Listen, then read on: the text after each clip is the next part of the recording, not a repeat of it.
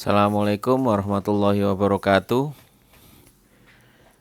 Pada pertemuan ke-9 kita akan bahas tentang siklus produksi atau production cycle. Dalam siklus produksi ada 4 tahapan yang akan kita bahas. Yang pertama tahap desain produk, yang kedua tahap perencanaan dan scheduling, yang ketiga tahap proses produksi. Kemudian apa sih pengertian dari production cycle itu? Ya, production cycle itu aktivitas bisnis yang ada dalam proses produksi.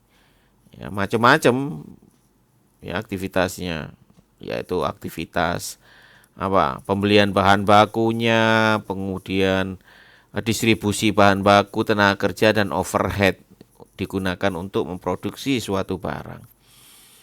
Ya, namun siklus produksi ini tetap berhubungan dengan siklus yang lain yang sudah kita bahas, yaitu siklus pendapatan ya, dan siklus pengeluaran atau revenue cycle dan expenditure cycle. Nah, bagaimana hubungan antara ketiganya nanti akan kita bahas ya. Selanjutnya. Nah, ini gambaran dari siklus produksi atau production cycle seperti ini. Anda lihat di sini ya. Ini ada production cycle, ini siklus produksi, ini ada revenue cycle, ini ada expenditure cycle yang sudah pernah kita bahas di materi sebelumnya. Anda lihat ya, ini produk jadi finish good ya. Ini sales, permintaan. Ya, permintaan dari bagian penjualan, permintaan akan barang untuk diproduksi, kemudian diproduksi, ya, kemudian dibeli bahannya dengan adanya PR, kemudian distribusi lagi ke bagian produksi menghasilkan produk jadi atau finish good ya, yang kemudian diserahkan ke customer. Ya. Oke, dan ini GL, General Ledger untuk pencatatan dan reporting sistemnya. Sedangkan ini laporan manajemennya, dan ini human resource atau sumber daya manusia, hubungannya dengan gaji. Ya, ini cycle produksinya di sini. Jadi saling berhubungan. Kalau tidak ada order dari bagian penjualan atau di siklus penjualan, siklus pendapatan, tidak akan dia produksi, tidak akan mungkin dia produksi, tidak akan ada yang siklus pengeluaran. Ya, ini gambarannya, saling berhubungan. Nah, kemudian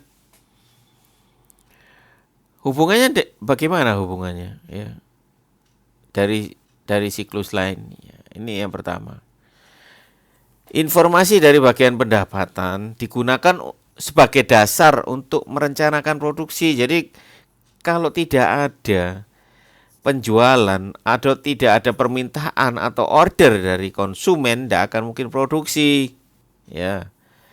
Oke, itu yang pertama. Kemudian yang kedua, informasi yang dari siklus pengeluaran digunakan untuk mencatat pembebanan biaya, ya, bahan baku yang digunakan, tenaga kerja yang digunakan, overhead yang sudah terpakai. Ini digunakan untuk membebankan, untuk menghitung harga pokok produksi, ya. Ini yang kedua. Yang ketiga, informasi yang berasal dari siklus SDM, sumber daya manusia tadi. Jadi ada 3, bahan baku, tenaga kerja, dan overhead. Ya, ini dari siklus pengeluarannya. Ini hubungannya, relationnya. Ya, ada 3. Kemudian ini ada lagi. Ya, ini kebalikannya tadi kan dari bagian penjualan ke bagian produksi. Ya, sekarang produksi, ya, Memberikan informasi juga kepada bagian sales bahwa ini loh barang yang sudah jadi dan siap untuk dijual dan harganya pokoknya berapa. Ya. Nah, bagian pengeluaran juga begitu, siklus pengeluaran mendapatkan informasi. Jadi saling bertukar informasi, ya, baik dari produksi maupun ke produksi. Ya. Itu tadi gambarannya tadi ya, yang digambarkan di awal tadi. Begitu juga bagian produksi berikan informasi bahan baku apa yang dibutuhkan untuk dibeli dan berapa banyak. Kemudian juga berapa tenaga kerja yang dibutuhkan. Itu informasi dari bagian produksi. Nah, begitu juga bagian accounting ya, atau bagian pencatatan jurnal atau GL. Mendapatkan informasi jumlah biaya produksi yang sudah dikeluarkan, biaya bahan baku, tenaga kerja maupun overhead di bagian produksi. Jadi saling bertukar informasi ketiga siklus ini. Ya. Ini hubungannya dari dan ke bagian produksi. Kemudian pengambilan keputusan apa saja sih ya yang hubungannya dengan siklus produksi. Pengambilan keputusan apa aja? Ini ada 4. Yang pertama, apa sih yang mau dibuat? Apakah mau produk campuran atau bukan campuran? Ya, bukan campuran. Ya, ini yang pertama. Yang kedua, bagaimana cara produksinya? Yang ketiga, bagaimana mengalokasikan sumber daya yang dibutuhkan. Sumber daya itu apa aja ya? Sumber daya bahan baku itu sumber daya, tenaga kerja itu sumber daya, overhead itu sumber daya. Bagaimana mengalokasikan sumber daya ini gitu. Berapa sih yang dibutuhkan untuk produk A, untuk produksi produk A, untuk produksi produk B, produksi ini harus bisa mengalokasikannya.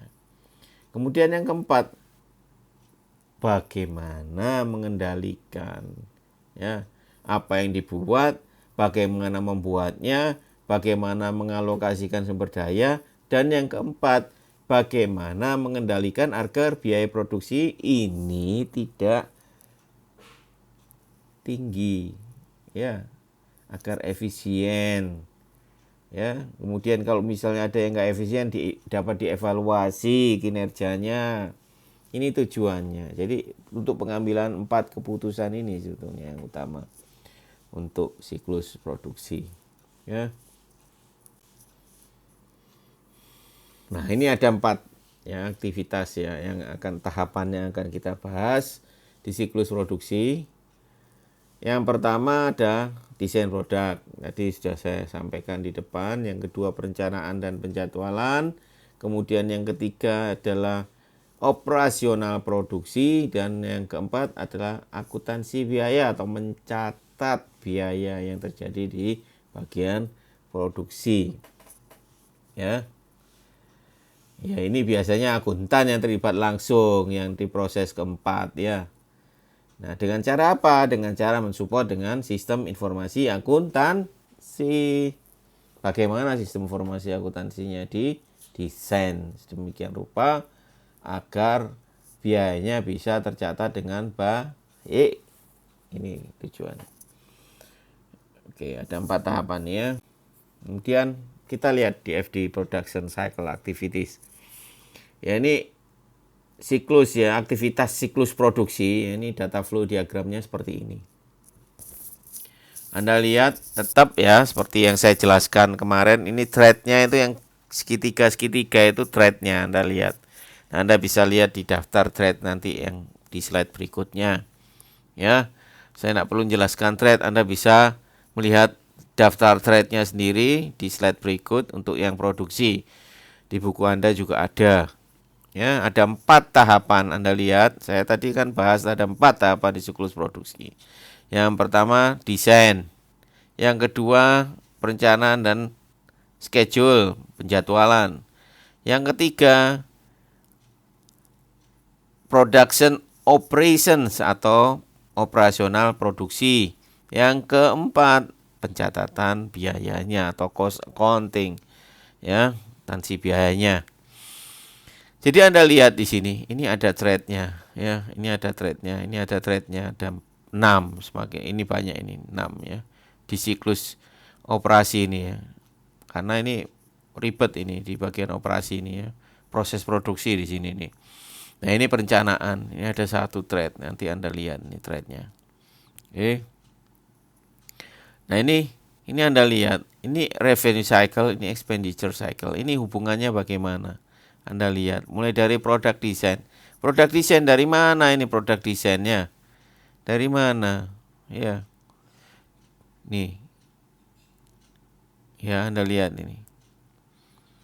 Ya, Anda lihat dari mulai ini product design, ya, di desain, product design. Kemudian perencanaan, planning, scheduling. Ya. Ini ada bill of material sesuai dengan desain produknya. Bill of material ini kebutuhan bahan bakunya untuk siap produknya. Ini daftar operasionalnya apa aja yang dilakukan dalam proses produksi. Ya. WIP ini work in process ya. Anda mungkin sudah belajar akuntansi biaya.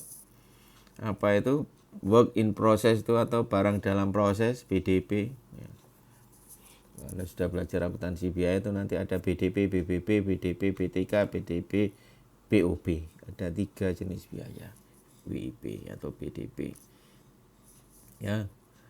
Anda lihat proses kedua, proses ketiga dan proses keempat. Proses kedua hubungannya dengan apa? Human resource, perencanaan, berapa yang bahan baku yang tenaga kerja yang dibutuhkan, ya. Kemudian bahan baku yang dibutuhkan.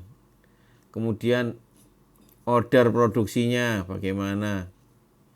Ya.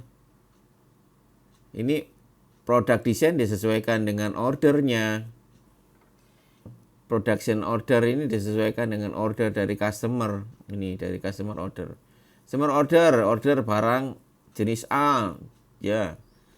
Celana misalnya jenis baggy, celana jenis baggy di sini, jenis desain baggy-nya ada di sini. Termasuk bill of baggy itu butuh kain berapa, ini di bill of material, butuh kancing berapa. Ya, jin ini ya, butuh kancing berapa, butuh benang berapa, ini di bill of materials. Ini sudah ada di produk desain ini. Ya, begitu ada customer order, disesuaikan production ordernya, kemudian raw materialnya di expenditure cycle, ditentukan setelah ketemu bill of material, maka akan diketahui kebutuhan bahannya. Diketahui kebutuhan bahannya, butuh pembelian bahan nih ke PR ini ke expenditure cycle. Baru dikirimkan raw materialnya ke bagian perencanaan. Oh ini ada nih, barangnya sesuai dengan yang ada. Berarti perencanaan produksinya sudah oke. Baik tenaga kerja, bahan bakunya ada, sudah oke. Tenaga kerjanya sudah oke yang dibutuhkan. Ya, overhead biasanya terjadi pada saat pelaksanaan selesai. Ini overhead. Pembebanannya biasanya begitu. Ya. Di perencanaan itu biasanya menggunakan estimasi. Kalau bahan baku dan tenaga kerja itu bisa dihitung secara fix ya. Tapi kalau overhead itu hanya estimasi, perkiraan. Sekian biaya overheadnya. Nah nanti tinggal dibebankan pada saat selesai dibebankan yang beneran nanti akan dengan cara pembebanan. Sekian persen dibebankan gitu, dialokasikan ke produk A, dialokasikan ke produk B begitu. Nah setelah itu, setelah desain ya masuk ke production operations. Operasionalnya ada 6 ini ya. Apa kendala ada 6 ini biasanya terjadi di sini. Anda lihat ya, kendalanya apa aja. Ya. Ini kemudian pencatatan tiket, job time tickets dan sebagainya. Ini untuk dicatat oleh bagian accounting, tenaga kerja berapa yang digunakan, semuanya akhirnya ke accounting semua. Untuk apa? Untuk dicatat berapa biayanya menjadi report apa? Cost of goods sales atau harga pokok produksi sebagai dasar untuk menghitung harga pokok penjualan. Ini production cycle activitiesnya. Anda harus pahami ini. Ya, ada 4 ini. Nah, oke. Kemudian ini daftar ancamannya Anda sesuaikan dengan ini. Nanti Anda baca. Nah, perlu saya jelaskan lagi. Anda baca, nah insya Allah paham. Ya, oke. Ini threat dan kontrolnya bagaimana. Saya lanjut. Nah, ini kemudian contoh dari production cycle information system, ya, sistem informasi di siklus produksi ini bagaimana. Ini Anda lihat nih, engineering, ada sales, ada production planning, cost accounting, inventory, factory, workstations. Ya. Ini. Ya, ini saling integrasi nih, lihat Anda database-nya ini. Ya, untuk mengasih apa? Inquiry processing system, ya. Untuk menghitung apa? Analisis biaya. Ini di cost counting-nya. Ini performance-nya. Untuk tujuan siapa? Bagian supervisor-nya. Kemudian production status reports, ya, itu untuk production planning, ya. Report ini maksudnya apa? Indikator, oh ini sudah selesai, ini belum, itu apa untuk perencanaan berikutnya. Ini informasi itu dibutuhkan, ya. Ini untuk production status report juga untuk bagian sales, sudah selesai belum nih orderannya konsumen A ini, ya. Diambilkan dari mana data sini? Ini product cycle database, ini database-nya semua ini. Ya, ini saling integrasi nih, terintegrasi, enggak bisa-bisa. Ya, ini jaringan nih. CIM ini interface ini, CIM ini integrasi manufacturer, ya. Ya, integrated ini, ya, sistem manufacture atau produksi yang terintegrasi.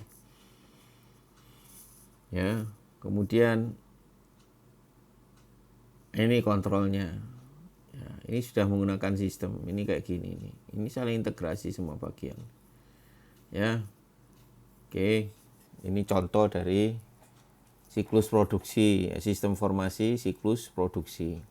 Jadi kalau Anda misalnya disuruh membuat membuat desain siklus produksi, Anda bisa mengadop ini. Ya, meskipun nanti desainnya disesuaikan, informasinya juga disesuaikan dengan kebutuhan di lapangan. Bagiannya juga mungkin disesuaikan, tapi konsep utama dan dasarnya itu ini. Ya, mungkin ini juga menyesuaikan database-nya enggak 6, mungkin lebih banyak dari 6 atau mungkin lebih sedikit. Menyesuaikan dengan kondisi. Oke.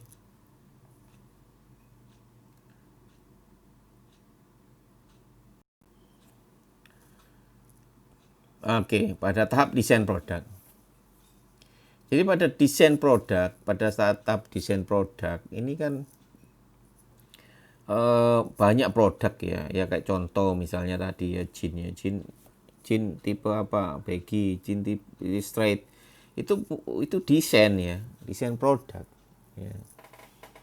Jadi desain produk yang disesuaikan dengan kebutuhan pelanggan. Jadi pelanggan butuhnya apa sih? Oh, baggy memproduksi baggy satu celana baggy itu berapa sih biayanya? Tenaga kerja, bahan baku, tenaga kerja, dan overheadnya. Itu sudah ada. Itu ada standar biayanya yang ya, standar kebutuhan bahan bakunya ada tercantum di bill of material itu tadi. Nah, untuk real time biaya bahan bakunya itu diambilkan dari data inventory. Jadi inventory itu bisa menggunakan nanti sistemnya, metodenya bisa menggunakan average method, bisa menggunakan LIFO, FIFO, last in first out, first in first out, ya. Double declining balance method itu disesuaikan nanti dengan kebutuhan metode itu, ya. kolek biayanya diambil dari situ. Begitu bahan diambil ya, material misalnya bahan baku ya, benangnya butuh 100 ya. Per satunya itu berapa benang itu diambilkan dari mana? Dari data inventory. Data inventory dari mana? Dari data pembelian atau purchase order dari supplier. Oke. Nah, kalau misalnya menggunakan average ya, di rata-rata dulu baru diambil datanya. Data biayanya. Nah, kalau last in first out berarti data yang terakhir, biaya yang terakhir itu diambil biaya berapa, misalnya terakhir beli 100 per bijinya. Ya dicatat 100. Ya, kalau misalnya yang sebelumnya belinya 90 bukan, kalau metode LIFO berarti yang diambil 100 bukan 90. Misalnya kalau misalnya metode yang diambil FIFO, first in first out, berarti yang 90, yang beli sebelumnya itu yang diambil biayanya. Itu ya. Nah, itu termasuk Anda harus paham dalam mendesain suatu sistem. Dari mana mengkolek data biaya bahan, dari mana mengkolek data tenaga kerja, dan dari mana kita mengkolek data overhead. Dalam tahap desain ini harus semuanya terencanakan. Ya, dengan cara minimalkan biaya produksi. Ya, dengan perencanaan, dengan desain kita akan minimalkan biaya produksi. Kenapa? Karena sudah terencana semua kayak tadi. Memproduksi celana baggy misalnya itu sudah ada kainnya berapa, untuk ukuran S berapa meter kain jean yang dibutuhkan, berapa banyak jarum no ya, enggak dibutuhkan karena itu masuk ke alat. Benang yang dibutuhkan, kancingnya ada berapa yang dibutuhkan ya, itu. Oke, itu semua tercatat. Nah, itu untuk apa? Minimalkan biaya produksi.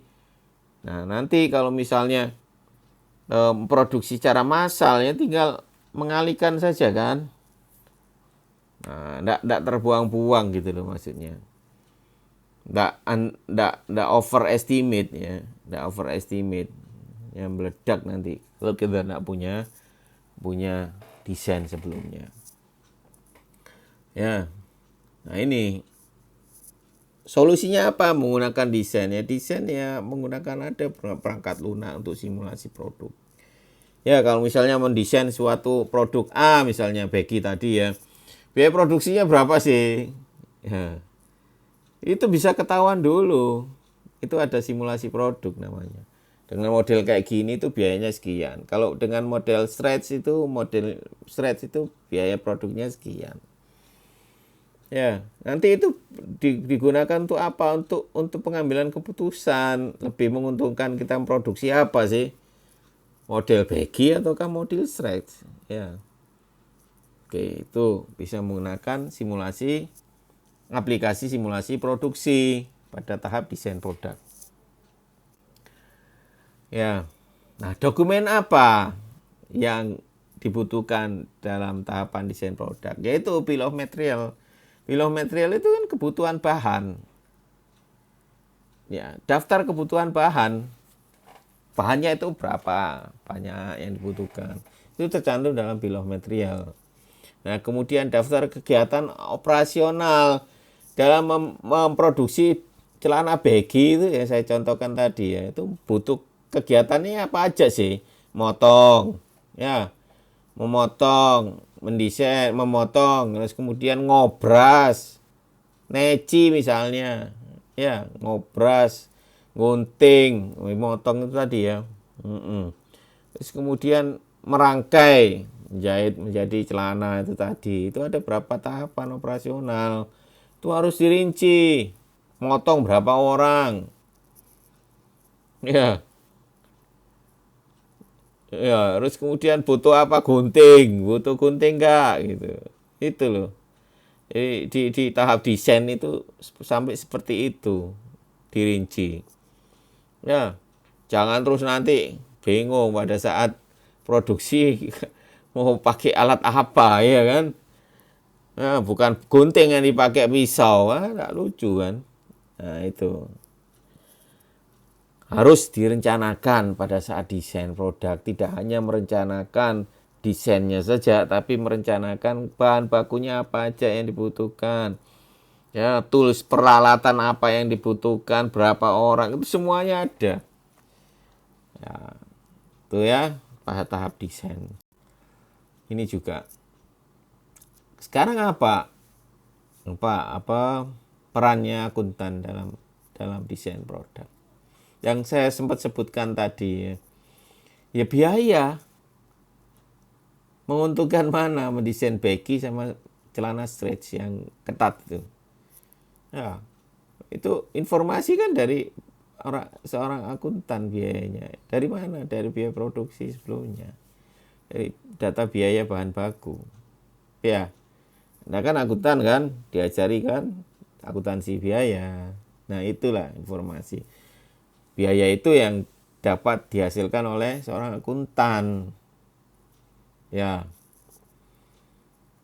Dengan cara apa? Juga mendesain sistem sistem informasi akuntansinya. Ya, tentang komponen yang digunakan, tentang kebutuhan mesin. Tadi saya sebutkan tuh loh. Mesinnya butuh apa aja, komponen bahannya apa aja, ya. Terus pokoknya biaya apa aja yang dibutuhkan dalam memproduksi suatu produk itu.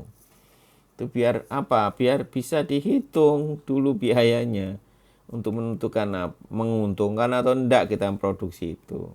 Jadi itu perannya seorang akuntan. Tidak mungkin orang produksi ya tanpa kita memperoleh informasi. Nanti kalau kita memproduksi ini, kita menguntungkan atau enggak. Nah, bunuh diri itu namanya. Oke. Harus ya dilibatkan seorang akuntan. Anda lihat 65-80% biaya yang ditentukan di proses di desain. Nah, ini juga salah satunya membantu ya mengoptimalkan keuntungan ya tadi ya, otomatis kalau sudah ngitung biaya kan bisa ditentukan keuntungannya. Ya. Misal contoh misalnya kainnya ya, kain A dengan kain B. Lebih murah kain B, kenapa kok nggak kain B? Hasilnya sama. Itu ya. Jadi salah satunya itu. Jadi bisa membandingkan biaya alternatif, baik proses maupun bahannya. Oke. Terus kemudian misalnya ada perubahan desain, bisa memberikan info. Karena perubahan desain itu akan mengaruhi biaya produksi dan keuntungan pasti.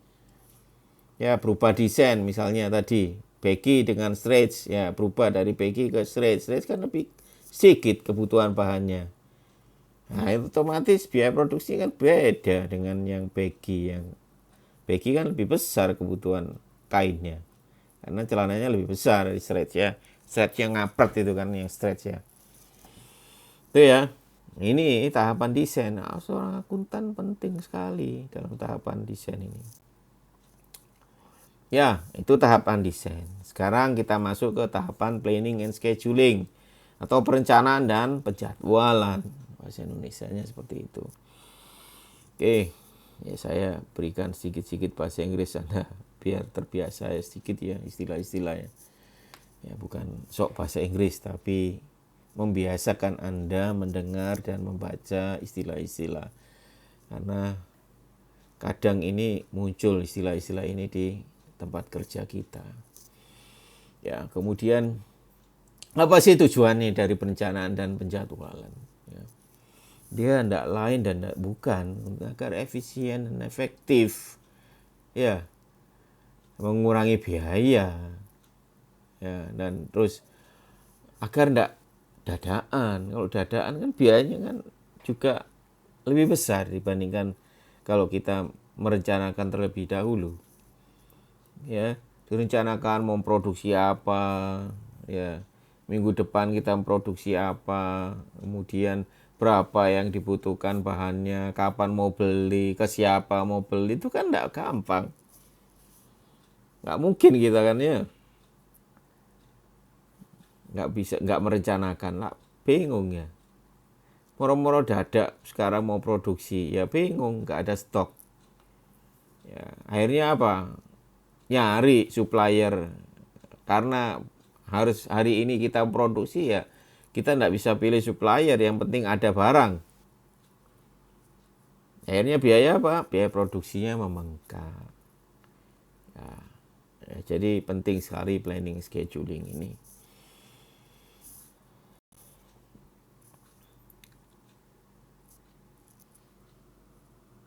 Oke.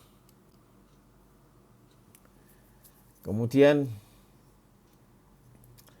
ada dua pendekatan dalam perencanaan dan penjadwalan. Itu ada pendekatan yang namanya Manufacturing Resources Planning atau MRP2.